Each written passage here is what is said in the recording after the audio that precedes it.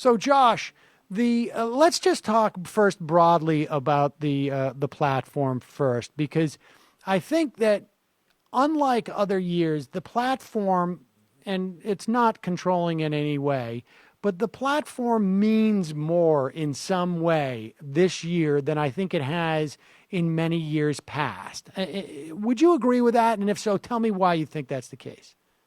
Well, it comes down to whether you think the idea of important symbolism, is that an oxymoron or not? I mean, I think that we've seen that throughout the Obama term, there's been a lot of, maybe artificial unity among Democrats because we had the president who was under just relentless assault by the right wing, and a lot of these divides that have come out during the primaries were kind of put to the side. So I think that over the past 8 years, there have been a number of issues where we've said, look, let's fight this out amongst ourselves in 2016, and we're doing it now. So I do think it's more important in terms of, this struggle within the Democratic Party between you can call it the Sanders wing or the Elizabeth Warren wing. They used to call it the Democratic wing of the Democratic Party, and the more kind of centrist, moderate Democratic establishment.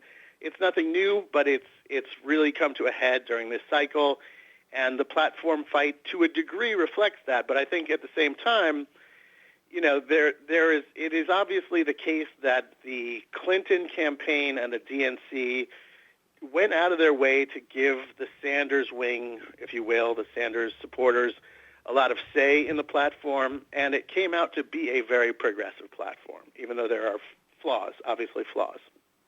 I think that's one of the things that I find very interesting about it is if you look at this as a snapshot as to where the Democratic Party is, just the fact that the Sanders wing, if you want to call it that, had not quite a third of a say, but something like that. That in and of itself, and because this again is like you say, it's symbolism. It's sort of a bellwether rather than leading something.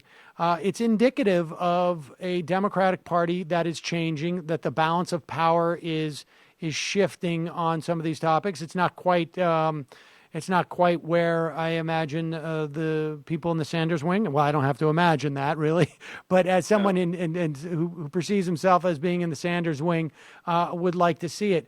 But it is interesting to see that. Now, and let me just broadly speaking too, on some level, is it not, if it's not constraining, at least in any type of real way, it seems to me that it's also sort of constraining in terms of expectations. Let's start with the TPP, right? So you've got a trade deal that Sanders has come out very strongly against. Yes. Clinton has come out against. It's a shift in her position. And, as Donald Trump sort of pointed out this week, there's a little bit of wiggle room there, and I don't think that comes as a surprise in terms of that Clinton would either want that or would want it to be actionable in some way.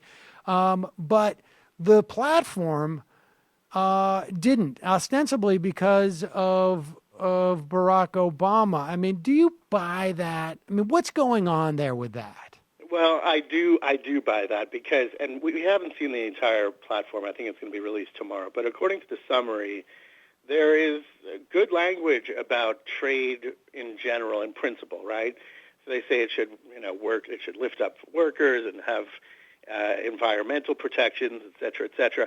A lot of that is actually nonsense, but it's the right kind of nonsense to say about these trade agreements. And then there was a proposal to condemn the TPP specifically, and I think that for a lot of the Democrats on the committee, they were hesitant to take a shot at Barack Obama's kind of signature, one of his signature initiatives. So I actually do buy that story, and I would be more skeptical if the rest of the trade language was like, gung-ho, neoliberal, lift all boats. It's not.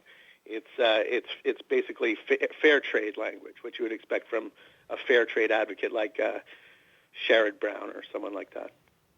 That's interesting. I mean, how does that work, though? Okay, let's assume that, okay, the Democrat, I mean, because theoretically, right, we want Democrats, and certainly the Democrats in the House ostensibly are going to vote largely against the TPP if it happens to come up, let's say, in the lame duck section. I mean, and I guess maybe the absence of a criticism of TPP can't be taken as a knock against the presumptive nominee who supposedly is against it.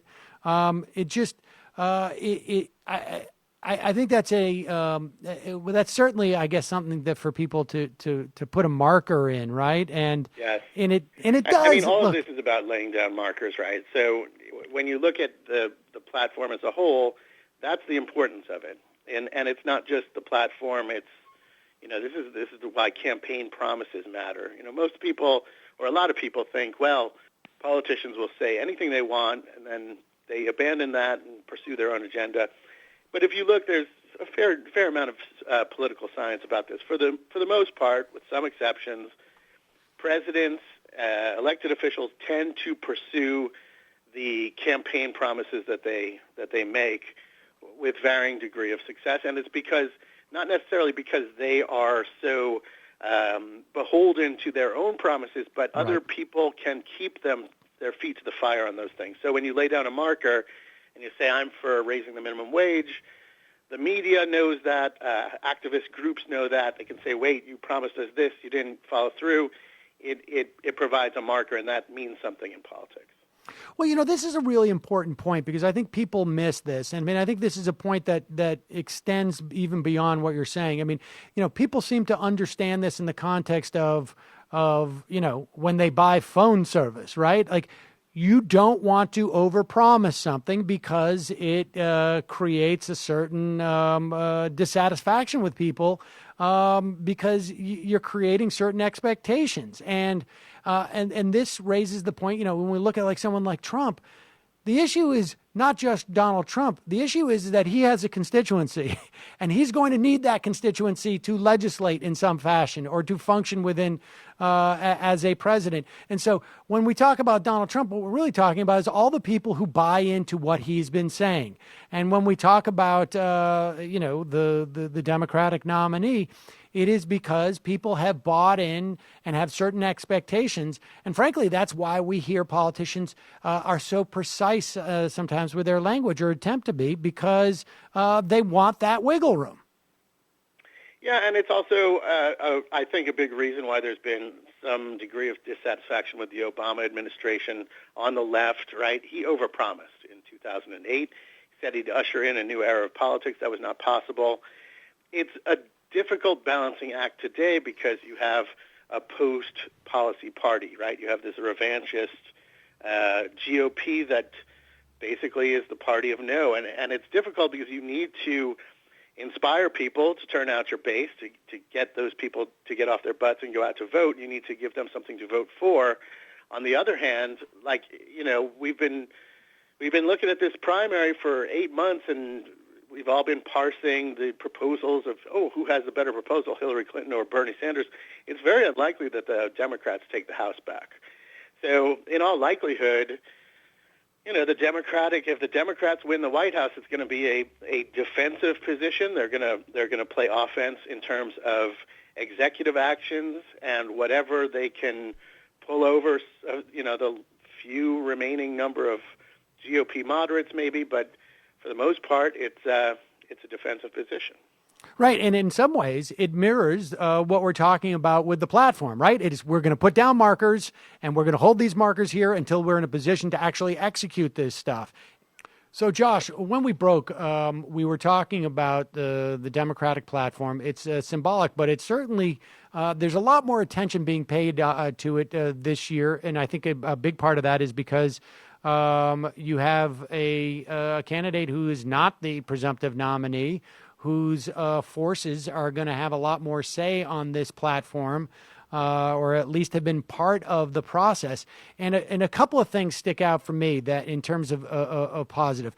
The minimum wage stuff, it seems like it's It's in the neighborhood of where I think, let's say, the Bernie Sanders folks wanted. But what really sticks out for me are two things: Social Security and the idea of a 21st century Glass-Steagall Act. Let's talk about Social Security. It is stunning where we have come in terms of the Democratic establishment, as evidenced by the president putting cuts into his budget in 2013 to where we are now. I think this is the clearest evidence of what we were talking about before the break in terms of this struggle over, you can call it neoliberalism, this kind of centrist economic social policy that was championed by Bill Clinton in the 90s. Let's take a look at both the increase in Social Security benefits, but also paying for it with a multimillionaire surtax, an increase in the estate tax, and the so-called Buffett rule, which is a little nebulous, but it means that your billionaire hedge fund person gets to pay as much taxes as their secretary. It's equalizing the taxes between capital gains and earned income. If you look at all three of those together, what you're seeing is a real departure from the language of deficit reduction, austerity, all of the things that we've heard about for many, many, many years from that kind of Democratic centrist wing, the importance of reining in government, all of this stuff appears to have been overtaken by the activist energy that's saying, hey, look at this, and let's admit that it's also a response to external events, right? Right. Inequality has skyrocketed since the 1990s and is now front and center. So you can't seriously say, oh, I'm worried about the budget deficit. That's the main problem we have with this economy. But the sum total of all of that says that we've really come very far from that kind of deficit reduction blather we used to hear about. And I would add that Barack Obama just recently came out for expanding Social Security benefits as well. So it is the mainstream of the Democratic Party at this point. Yeah, it's fascinating. And I would also add to that, too, there was an implicit when George Bush tried to privatize parts of Social Security in 2005. And there's certainly some evidence that the Clinton administration, the first one, contemplated. Erskine Bowles was a fairly prominent person in the first Clinton administration. And, of course, he was one of two, of Simpson and Bowles, who wanted to cut Social Security this time around in their near, I guess, report, as I like to call it. But one of the things that's also happened in terms of those externalities is that Wall Street is not necessarily something that's trusted to manage money anymore, right? I mean, the solution was let's give Wall Street the money; they can go to town on it. I think people learned a lesson about the value of Social Security in 2008 when we saw 401ks completely devastated. We also have gone further with that experiment. We see how what a massive failure it has been in terms of helping people prepare for their retirement. We had only just recovered from the stock market, the dot-com bubble, which was also fueled by this massive asset bubble on Wall Street in 1999 and 2000. So, yes, I encounter people who are like, wait, the Democrats never moved to the left. What do you mean? And I say, well, first of all, here's the polling evidence and stuff like that, but why wouldn't they, given that we've had two deregulation, underregulated markets caused crashes and a couple of disastrous foreign wars, people do respond to reality. Indeed. All right. So we have the return to a modernized version of 21st century Glass-Steagall, which is impressive. I mean, this is something that has been a bone of contention between Sanders and Clinton, maybe more in terms of details and execution than a broad sort of policy disagreement per se, or I should a broad principle disagreement, at least on its face. But let's talk about Israel-Palestine for a moment, because this question was a major source of controversy in 2012, if I remember correctly. Yeah. I think people recall the video of the chair of the committee basically quickly gaveling the issue of Israel and Palestine. what do we know now? I mean, some of this seems really. This is one of those topics where it's just the Democratic Party seems to be even more timid than what the U.S. government official policy is. I mean, I wouldn't say it's the Democratic Party. I would say that there is a deep and profound division within the Democratic Party, and you have the status quo side is, I guess, the best way to put it. I don't want to call them pro-Israel because I don't think it's good for anybody, but the status quo side is ridiculous. I mean, they objected to the use of the word occupation. It is an occupation according to the U.S. government. It is an occupation according to the United Nations. It is an occupation according to the European Union. It is just remarkable. The dictionary? What's that? The dictionary also, I think. I mean, I don't know what else you call it. According right? I mean, to the dictionary, right? I mean, it's a military occupation. But I would ask you this, Sam, why is this something that we have to put in the platform? If you know that this is uniquely divisive on the left, there's conflicts all over the world that are left unmentioned in the Democratic Party platform. I think that they should get rid of this stuff because it is the thing that divides the left more than almost anything, and in vicious ways, right? So I'm probably what you would describe as a post-Zionist, anti-Zionist, but I understand that there are still within the broad Democratic coalition and even within the progressive movement, there's a lot of liberal Zionists that do not see eye to eye with me at all. And I just don't see the value in having this fight every 4 or 8 years.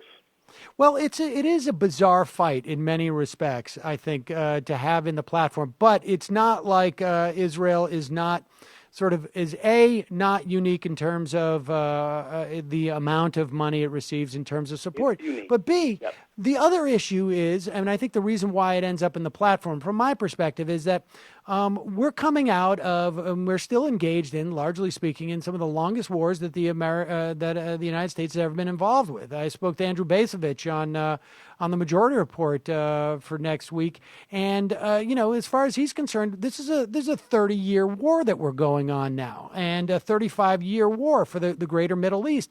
Much of that is, at least in some respect, attributable to Israel. And so when you contemplate the amount of our resources and our policies that's involved with the Middle East, it makes some sense, but I got to admit, you also have a point. Josh Holland, thanks so much for talking to us today about the platform. Thanks so much for having me, Sam. I appreciate that.